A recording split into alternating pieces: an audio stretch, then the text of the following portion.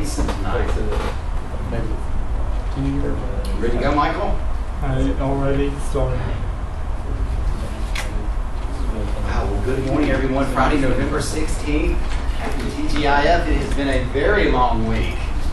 Pumped up for a holiday week ahead. My name's Andy Dye. I'm the coach of the Mercer Binary Bears.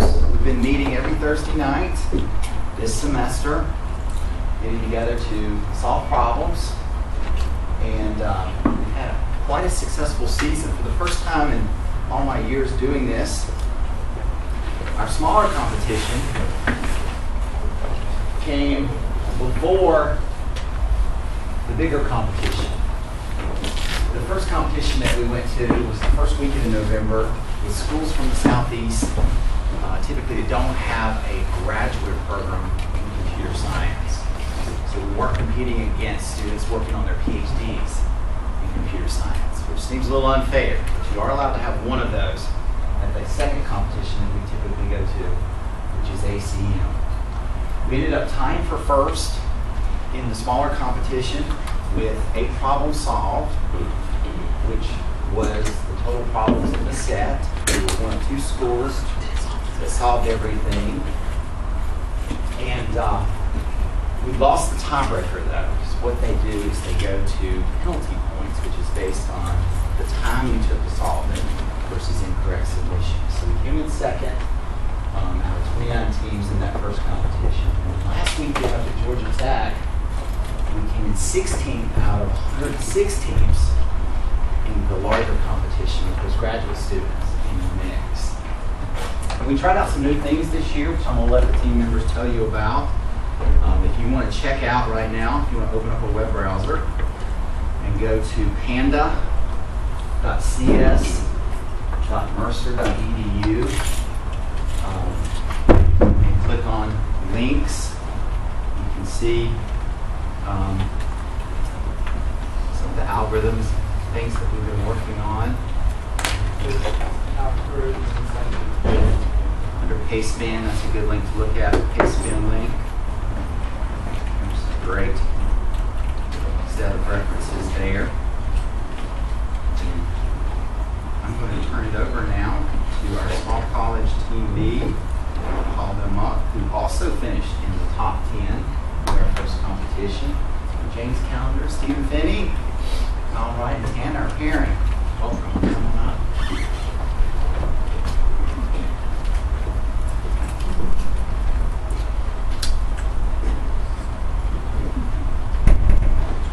We're Team B.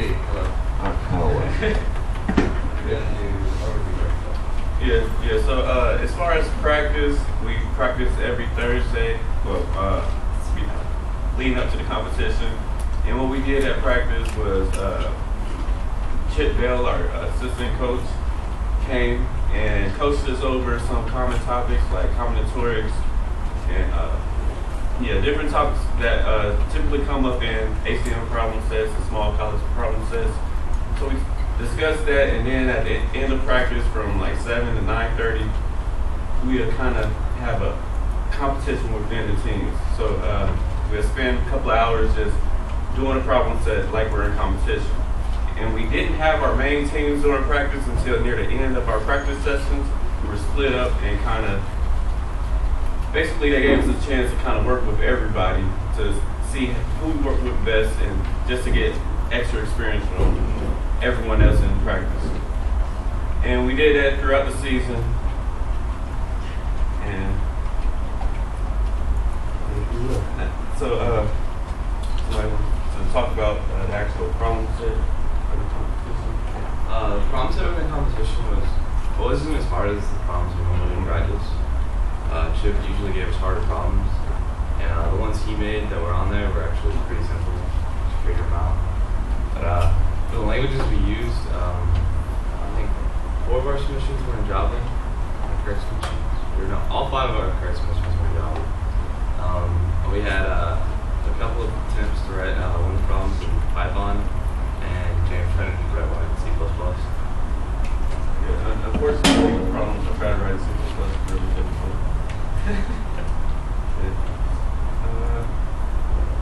So we'll discuss the 2 easiest two easiest, we basically said, okay, as soon as we get the test, let's just go through and find the stuff that looks easy and break it up and do it. For the first two, so break up into teams and then do those two to lock it. And then go ahead and let's just start getting started. And it was the first one. Was extremely easy. So as soon as we identified that one, me and Kyle immediately went over to the programming room. We failed to mention that you don't in small competition you can only allow 2 people actually on the station, and the other 2 team members were in a different room. So me and Kyle went in the room, went ahead, took care of that problem, while Steve and Tanner worked on and started looking for the next easiest problem and figuring out the algorithm. Versions of the problem set.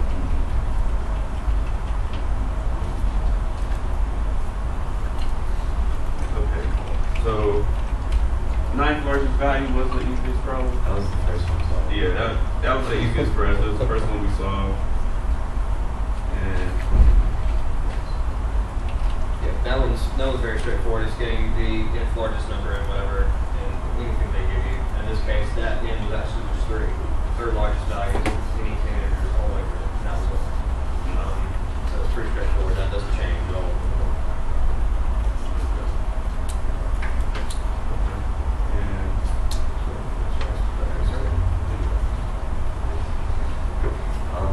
Practice problem is a problem that Chip wrote, and we didn't start trying to solve it until later. We looked at it and thought it'd be really hard because it was a combinatorics problem, which is doing a lot of factorials and choose a problem. But after looking at it, we found it was actually just the total value of choices for breakfast Chip could have times by the total value minus 1 for how many days. So it was actually a really simple problem, and teams around us were really struggling. I think the one team in front of us had like 10 different submits.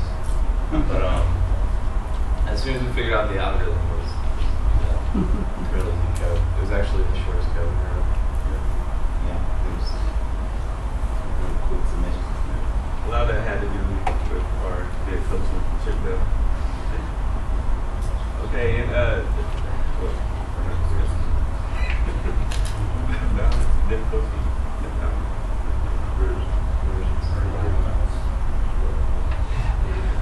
I think conversions also. In the competition, you're allowed to bring resources and references. And one of the references I printed out a little bit before the competition was a print formatting guide. It was super helpful for actually 2 of the problems. One of the problems we didn't get to, it's called tweening. But on conversions, you just read in a number and you multiplied it by the table value they gave you at the top here. And when you were done, you print formatted it to only show 4 decimals. And with having print formatting cheat sheet was just really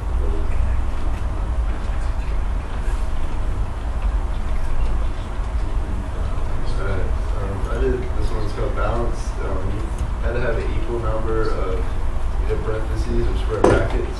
So you essentially had to check to make sure that they each match and they were balanced. And I just did that using a stack. I would push all of them on the stack. When I found the closed version of it, I would just pop that off. So it ended up being pretty easy. Use the built-in stacking, John.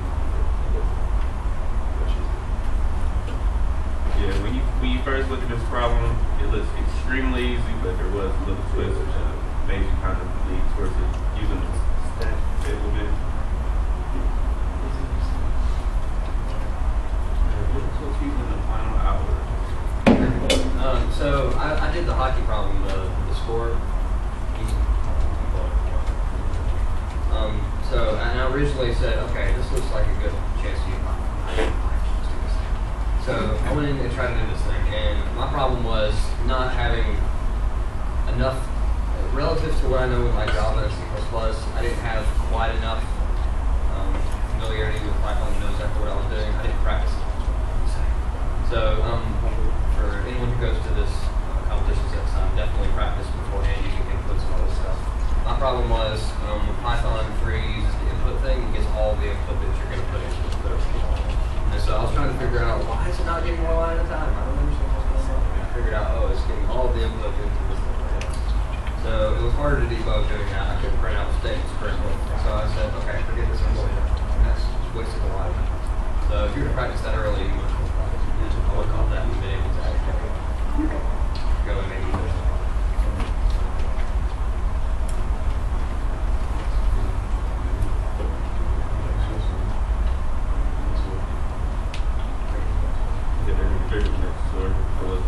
Sure, the scoreboard in the middle. And we are number 7. Yep, so you can see some of the teams we beat out. And at one point early in the competition, we were really up there. Yeah. Some time issues. And we still did pretty well. I think it was everybody's first time. Everybody's first time going to small college. So, and this is everybody's first time working together. First year being on the team, so we did pretty well. So yeah, this is a great thing to get involved in. So it's really fun. All right, so team A. You got any questions for them? Yeah. Well, we're ahead of team A, but now we go.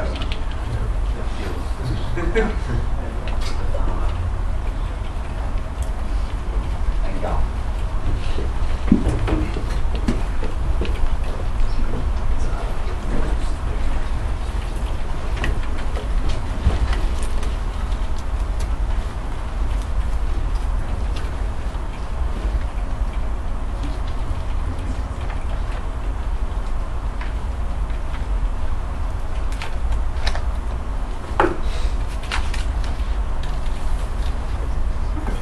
So, I'll go ahead and start out. As you can see, I'm Steve Fussong, this is Michael Deacon, this is Stephen at Palace. And we were kind of split up. Michael and I both went to ACM, and our other teammate, Nathan, wasn't able to make it here today, but he was our third teammate for that. At Small College, Michael wasn't able to make it, so it was, Nathan and Stephen at Palace. So, talking about Small College and how it compares to ACM, like Team B said, Small College, the problems tend to be on the easier side. There are some exceptions to that. There's usually one or two hard ones. But typically, Small College, you have a lot of problems, you're trying to solve a lot of problems, and you're trying to do that really quickly. So, switching in and out, finding the easy problems first, those are really important things to worry about at Small College. I would say as Team A, part of our problem at Small College, we did eventually get to all the problems, but if we worked on the easier ones, the medium ones, earlier, I think we would have been able to bring our penalty points down a little bit. Some easy ones we let slip till the very end, and we got a lot of penalty points for that. Stephen, you want to talk about languages and references? Sure. Basically, when we started out, we spent a night beforehand just going through all the stuff that we thought would be useful, praying off a lot of notes, that sort of thing. Some of the particularities we did, because half our team coded in Python, we actually printed off a very large portion of interesting Python algorithms that were built into the entire language itself that we were in large part unfamiliar with or just wouldn't immediately think of. We also coded several algorithms like there's one that is called the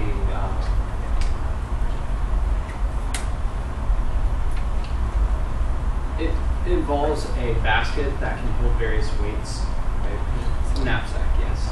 And basically that problem is one of those things that we had seen before in competition. We thought it might be able to be used, and so we just kind of coded that the night before to prepare, that sort of thing. We also printed off things like different algorithm setups that were very basic and just typical things that we might see, but we didn't want to spend the extra time to try and remember and code at the same time. So things like, yes, we use the sorting algorithms that were built into language, but anything more complicated than that, we try to print off, have reference.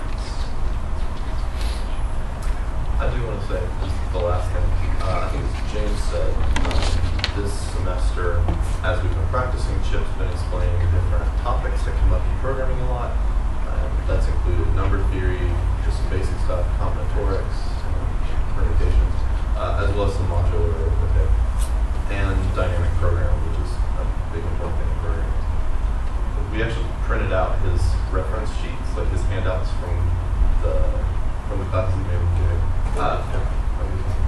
Right. So Steven's gonna go ahead and pull up one of those here. Basically, we just wanted something to remind us what he talked about, so that if we needed to use that, we could pull up something and say, okay, like how did we do combinatorics? Like what were the functions there? How is n choose k defined? How do we compute that quickly? If we needed that while we were at competition, we wanted to have that. Yeah, so we didn't have these documents itself, we more had our solutions that we had written. Right. I remember that. We took a few solutions from problems that had happened throughout the semester, which was helpful. Steven, do you want to talk about XOR reduction? I did not work on that problem. Yeah, I didn't too much work on that. Okay. This is our fourth teammate's problem. Yes. Red. He basically started out coding this one and some of the general overviews about it. Simply that this was a problem that wasn't overly challenging in the sense of what you needed to code, but it had the issue of once you coded it, it would take far too long. Essentially, this is the principle of XOR, which is and, or, not, that sort of thing. So basically you had the issue of after a certain point in this code, it would have repetition inside of it. So you would end up calculating the same sets as you went through. And the problem that most teams ran into was that it would take far too long. And so even when we first submitted this, we got time limit exceeded. That's what most of the teams who did submit got as a response. It wasn't that their algorithms itself were wrong and getting the wrong answers, it was just taking far too long. So we had to come up with a dynamic solution that would go through and iterate and figure out when these loop sets, as they went through, had repetitions themselves, you wouldn't have to calculate the repetitions because you had already implemented them. So you stored those values. So once you figure out, oh, gate 14 is always true. Well, maybe that took a long time to calculate, so you store that somewhere, and then you go do that again. If you need to know what gate 14 is, you have like some sort of table, some limit. So that's a lot faster. What's the next one? Tweening, I believe, was one of Chip Bell's problems. And tweening's interesting. Nathan and I actually, well, I would say just about everyone on our team worked on this. Nathan and I wrote the final solution in Python. And our successful submit was within 2 or 3 minutes of the end of the competition. It was very close. Essentially, you take in a bunch of text numbers and you parse out the number symbol, and you go through and you run the calculated algorithm that's defined up here. And then that's actually a pretty simple algorithm.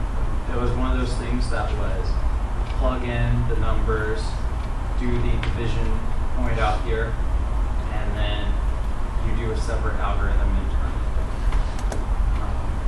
Essentially, it's hex conversion and interpolation. And the code that we finally wrote to do that was actually very short. The problem was that Nathan and I was just learning how to do hex conversion in Python. And it turns out it's pretty short. We just hadn't used it before. And because there's hex numbers in here, this problem looks really scary. The numbers like that typically aren't good. But it turns out in Python they're not too bad. Our final solution was maybe 20 or 30 lines. And if I remember correctly, we submitted it once and we thought we had it. And I was looking, because there was like 3 minutes left, and I'm thinking, we need to be checking this. Like while they're judging it, we need to be trying to see if there's any errors. And Nathan finally came back and he's like, there's one. And so we changed it real quick, submitted it again. And that time we got it right. It was very nerve-wracking, but very, very exciting. Show that scoreboard that last hour.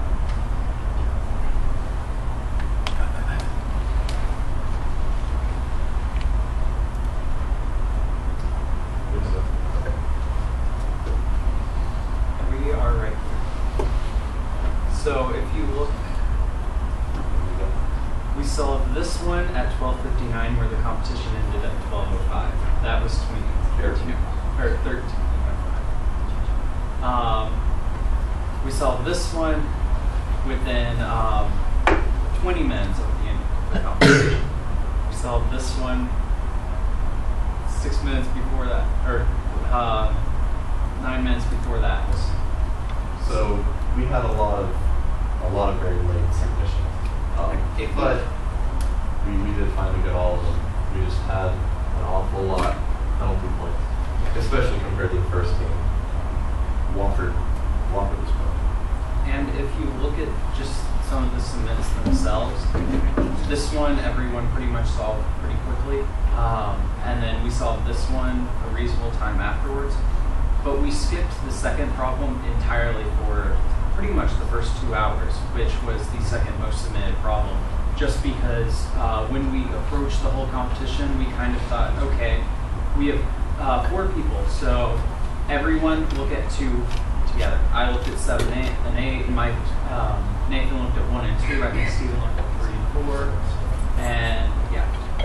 So we had it all split up, and if you look at the submissions for these, 1, 1, and then we ran into some harder problems, and just it all broke down into something that we kind of got stuck on each other's work trying to help out in some of the harder problems, and we ended up just not going through and looking at some of the easier ones and getting them solved. Which is why we had a great, pretty much last hour and a half, where we just kind of started coding it all and getting it together, and then just kind of flipping through and just, well, one person was coding, we had 2 or 3 people manually writing all the code down, debugging the code in their heads, that sort of thing. Last hour really pretty good. Might well let you talk some about these games.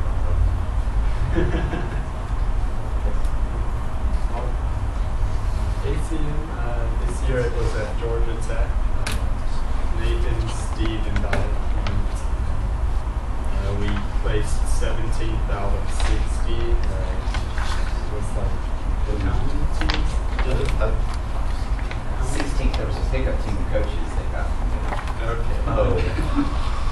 We 16. I felt better. We felt bad about being beaten by the pickup team. But if it was coaches. Okay. And there were 2 divisions, so I think like Dr. Dye said, there were 106 teams total. We were in the first division, top division, and we were 16 out of about 60 in that. 15, I suppose 15. I'll pull up those rankings. You get the actual problems that this one. It's posted. It's there. It's there. Inside. Well, that's Division 2. Yeah. Okay. Well, talk about.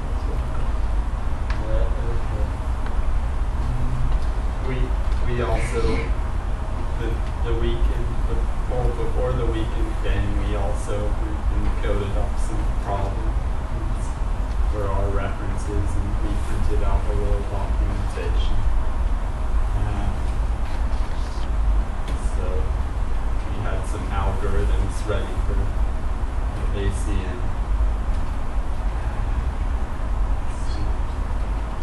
I believe we saw those up. We're going to talk about great things. Michael, were there any Division 2 problems that were in the Division 1 set? They did put up the problems. It's there. I emailed it. Okay. All right, there we go. Okay.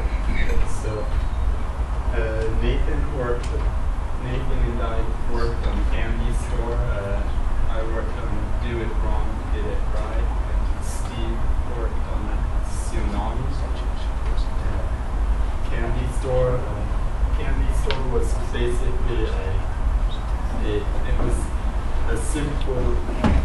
was a simplified knapsack problem, because you didn't have to worry about how many items you were taking, because you had an infinite number of them. So you basically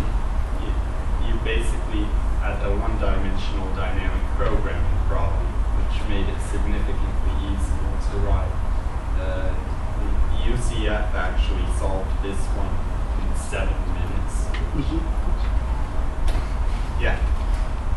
My guess on that one is that since this is a knapsack problem, it was enough of a traditional problem that they actually probably had this algorithm coded out in their references. I believe a lot of the top teams were solving this one in like less than 10 to 15 minutes, which means they probably weren't thinking about it too long. They probably spent most of that time coding about it. For instance, we actually took this algorithm with us at Small College, and I don't think it ended up in this There were modifications to the algorithm which needed some work, but Nathan went and wrote this program. Let's see.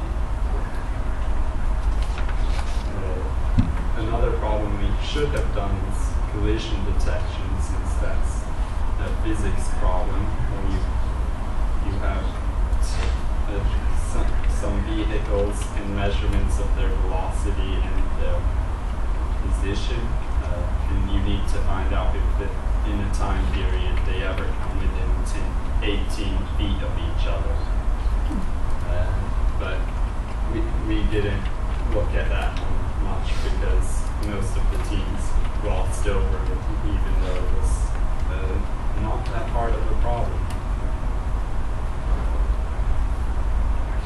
Didn't look at some testing, but I did do it wrong, get it right.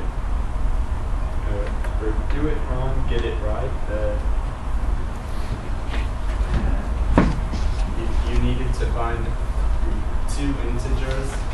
You needed to find all possible 2a and m such that a over m minus b over m will give you a minus b over m minus n. So this problem was a little frustrating, yet we should have gotten it. Let's see. In the end, I had this magic formula for reducing the search space, and so when we got the wrong answer, I assumed that my magic formula was wrong, when in fact it was that I had accidentally left a space on the end of the output. Yes. And the reason that we couldn't just go through and calculate everything is if you look, the numbers are to the power, could be as big as 10 to the power 6. So manually calculating is I guess it is worth noting, there's another difference between Small College and ACM. At Small College, if your answer's basically right, but maybe you have like a period at the end, or you don't have a period at the end of the sentence, or you need one, they'll usually tell you you have a presentation error, not a content error or a wrong answer. At ACM, they will just give you wrong answer. So there's no way to tell from their judgment whether you had a simple problem like missing space, or whether you have a more fundamental problem with your algorithm.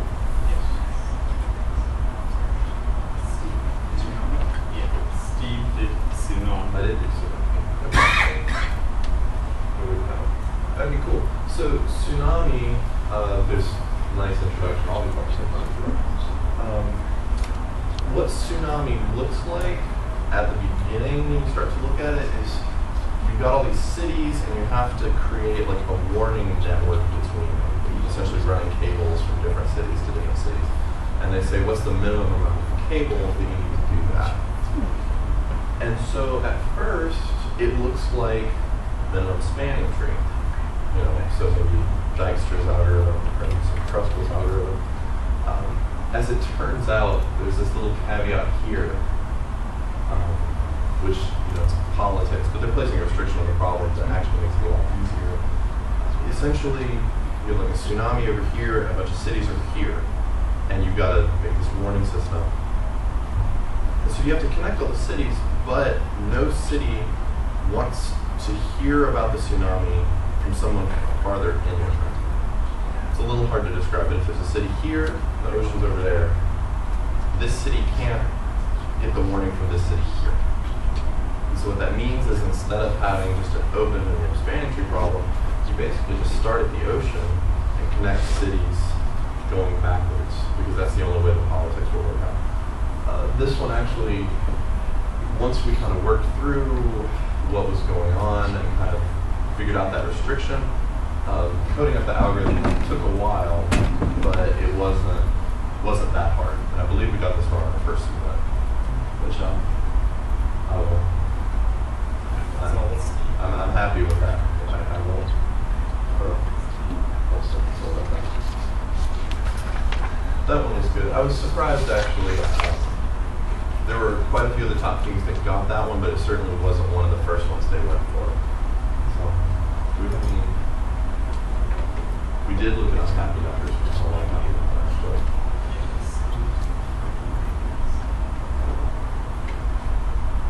Basically, unhappy. A number is happy if you can square the digits, sum the squares of the digits, and repeat the process and eventually end up with 1. And we wanted to find out if a number was happy or not. Well, we wanted to find out how many unhappy numbers were within a given range. So Nathan and Steve worked on this. So I guess the first thing we had to figure out was, how do you tell if a number's unhappy? It turns out if a number's unhappy, and I think it mentions this in the problem, you take a number, sum the squares, you get another number. That number, sum the squares, get another number. Unhappy numbers eventually cycle back around to some number that you seen before. They get caught in these cycles instead of converging to 1. So we figured out a way to calculate if a number was unhappy, and because we realized that this is a really, really big number. It's 10 to the 18 for those of you in the back. So they could give us a range that started anywhere from 0 to 10 to the 18 and ended in the same range. So they could have said, how many unhappy numbers are there below 10 to the 18? Huge, huge problem. We figured out a way to do it with some dynamic programming. We actually tabled all the unhappy numbers between 1 and 1500. And so we had a very fast algorithm to tell if any number was unhappy. Actually, all we had to do was sum the squares and then check our table. It turns out any number less than 10 to the 18, if you sum the squares of the digits, it'll be less than 1500, which isn't too bad. It's just if you take 17 nines and square all of them and something, that's as high as the second number of the cycle can go. So we actually, for any number to check, all we had to do was sum the squares, check the table. But we kept getting running over time errors on this one. The run length was too long.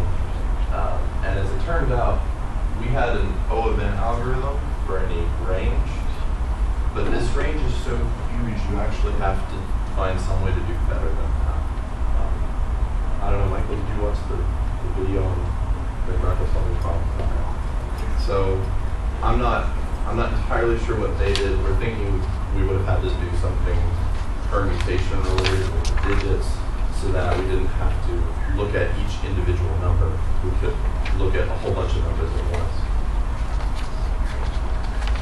I believe that's the last one we really looked at this up. Oh, I found the score. Oh, that's cool.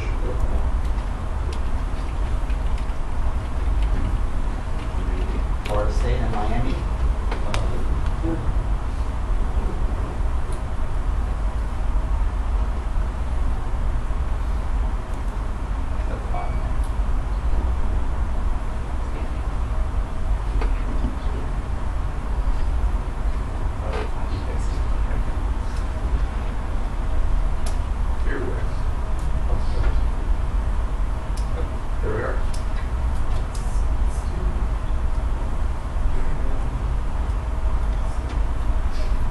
As you can see, we're up here with a lot of very, very large, but also very big name schools.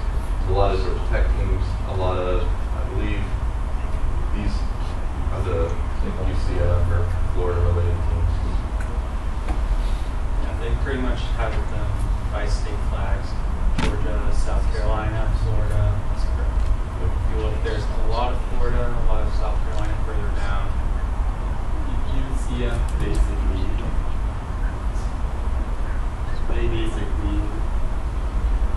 took over the competition. Three in the top three. There's one last thing I want to point out. If you look at our own scoreboard, we solved 2 problems correctly, had incorrect submits on a couple of them. Steve, if you could scroll down just a little bit to where the green is. Because I do want to point this out.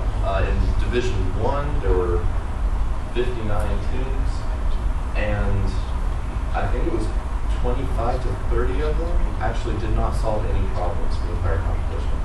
So, yeah, that's there. So yeah, everyone below like 34th, 35th place, they didn't solve any. And so it actually makes us appreciate the 2 we solved a lot more. It was a very difficult problem. So. You guys want to talk about Mercer CS?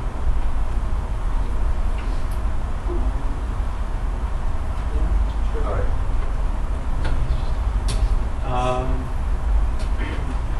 You go first.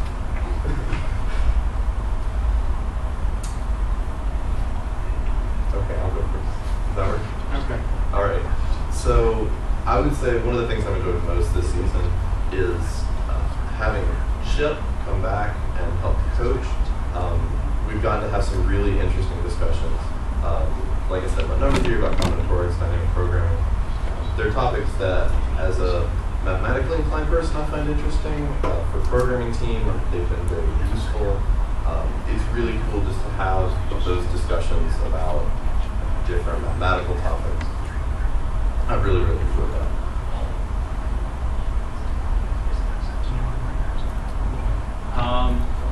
I learned something that I've been told for a very long time, which is code everything in Python.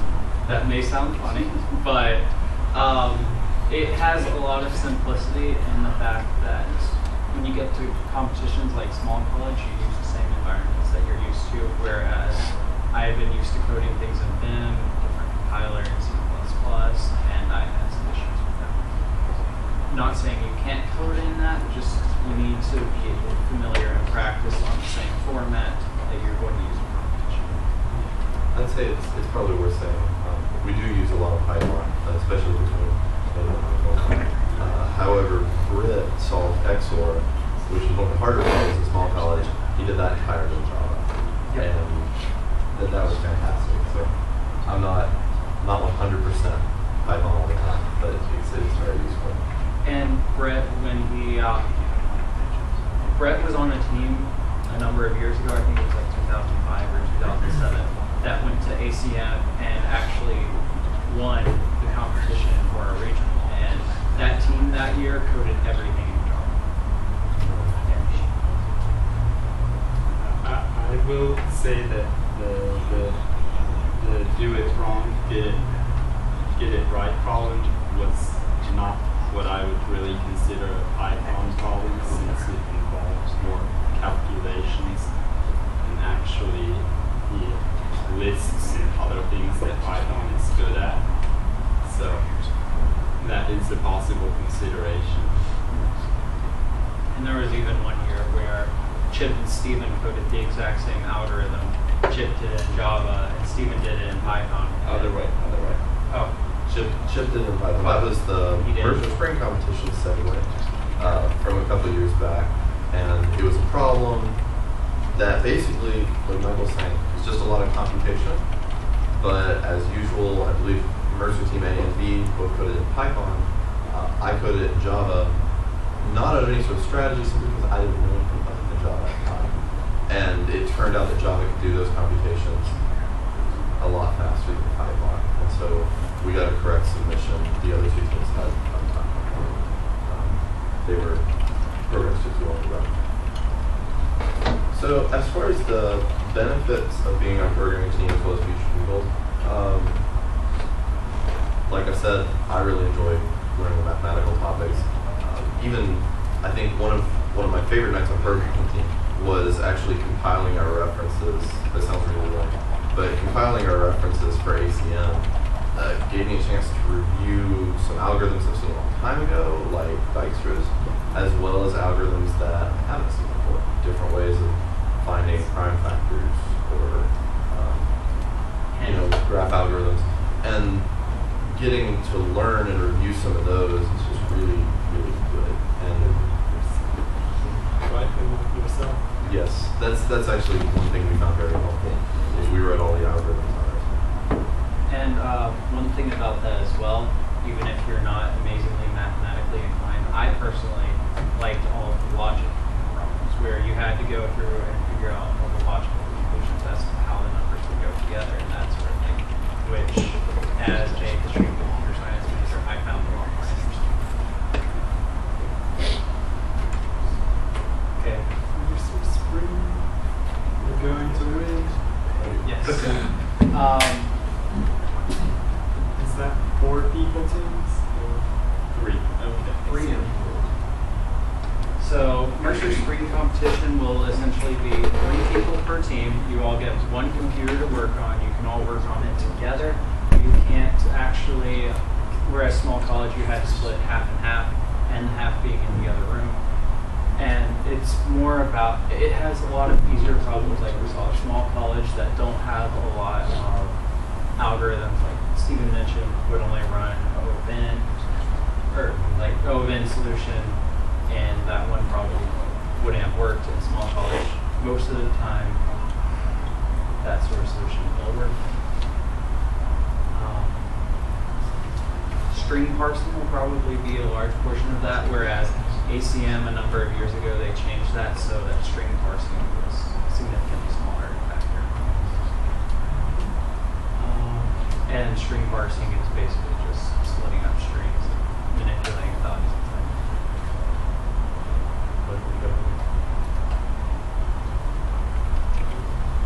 Okay. In that case, thank you guys all for listening, and we'd also like to thank Dr. Dye as well as Chip for all